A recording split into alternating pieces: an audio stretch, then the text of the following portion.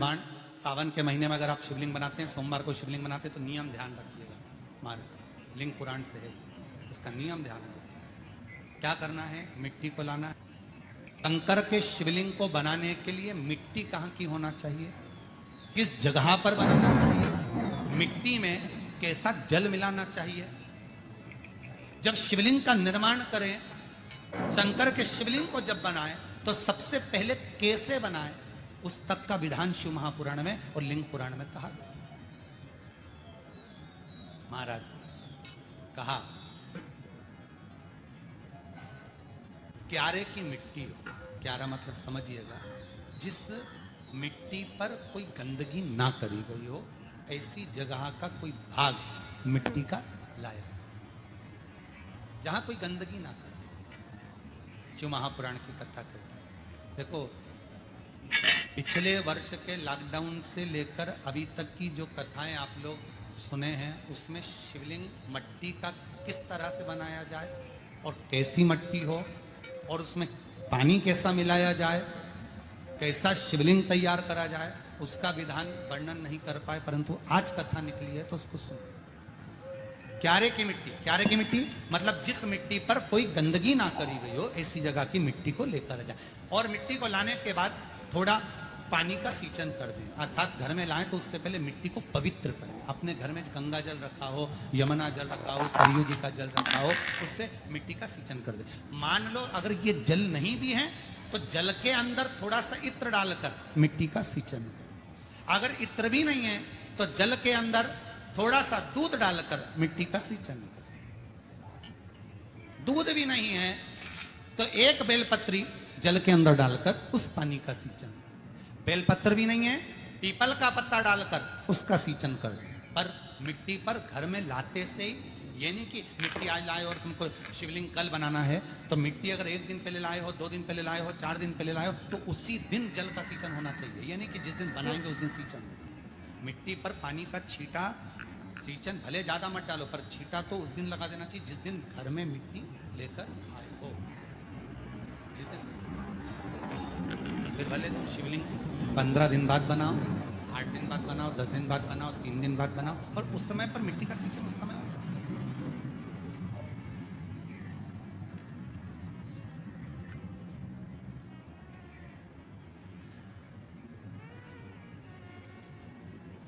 फिर कहा,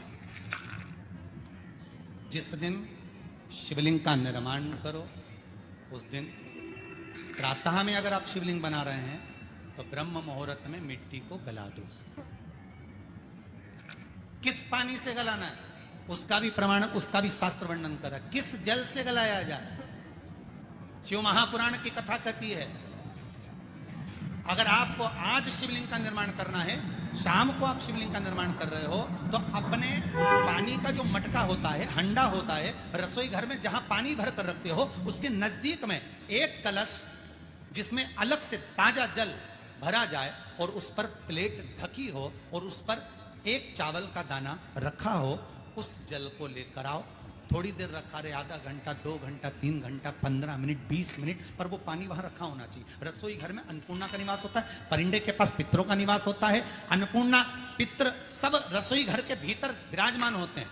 शास्त्र कहता है 33 कोटि देवता एक समय के लिए, एक क्षण के लिए हमारे रसोई घर में प्रवेश करते हैं। इसलिए रसोई घर को तुम पूरे घर को स्वच्छ रखो ना रखो, पूरे घर को तुम साफ रखो ना रखो, पर रसोई घर एकदम क्लीन होना चाहिए, साफ होना चाहिए, स्वच्छ होना चाहिए। आज के जमाने में तो खैर गया, पर पहले जब मिट्टी के चूल्हे होते थे, जब चूल्हा बंद होता था, तो उसको गीला कर कर, गोबर को या पानी में उसको गीला कर कर, एक कपड़े को गीला कर कर पूरे चौके को, रसोई घर को पोंछा जाता था। मिट्टी का होता था वो, तो भी उसको पोता लगाते थे, पोंछते थे।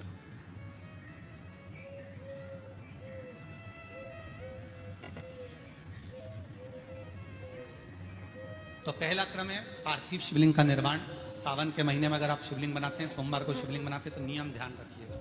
महाराज लिंग पुराण से है, इसका नियम ध्यान रखिएगा। क्या करना है, मिट्टी को लाना है, जल का छींटा देना, छींटा जरूर देना। घर में लेकर आए और जल का छींटा होना जरूर है।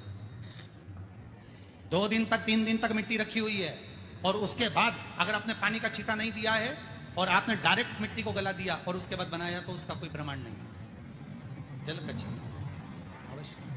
फिर उसको रख दें, 15 दिन बाद बनाओ, 4 दिन बाद बनाओ, 3 दिन बाद बनाओ, 2 दिन बाद बनाओ। शिवलिंग जब बनाओ तब उस मिट्टी को, जो कलश आपने रसोई घर में रखा है चावल का दाना रखकर प्लेट के ऊपर, अर्थात उस कलश का जल उस मिट्टी में थोड़ा सा डालिए। क्यों डाला जाता है उसका भी भाव वर्णन किया है। अब भविष्य पुराण, स्कंद पुराण और अग्नि पुराण, इन तीनों से ले लिया गया। वर्णन किया गया जब उस कलश का जल हम डालते हैं तो उस कलश में पितरों का भाव आ जाता है, अन्नपूर्णा का भाव आ जाता है, घर में लक्ष्मी का भाव आ जाता है, संपदा का भाव आ जाता है। पूरे 24 घंटे के अंदर एक क्षण के लिए रसोई घर में 33 कोटि देवता आते हैं, तो वो देवता का सारा भाव उस कलश के अंदर आ जाता है। और वो जल जब हम उस मिट्टी में मिलाते हैं तो गंगा, यमुना, सरयू, सरस्वती, ये 33 कोटि देवता में, तो इन सब का आनंद उस जल में आ जाता है। और वो जल जब हम मिट्टी में मिलाते हैं तो मिट्टी पवित्र हो जाती है, स्वयं कैलाश अधिपति को स्वीकार करने के लायक हो जाती है, निर्मित करने के लायक।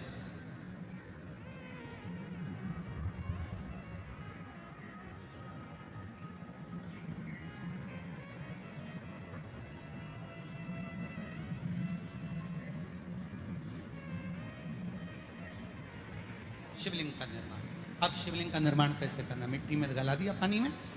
सबसे पहले शिवलिंग बनाने से पहले पात्र जो होता है उसके नीचे एक बेलपत्र रखिए। क्या रखना है? एक बेलपत्र।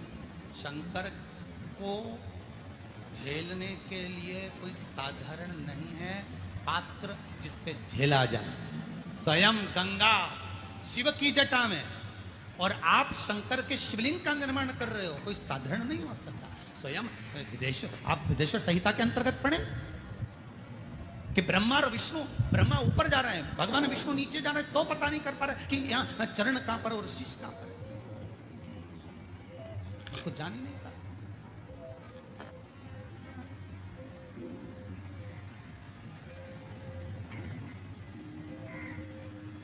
बस एक बेलपत्र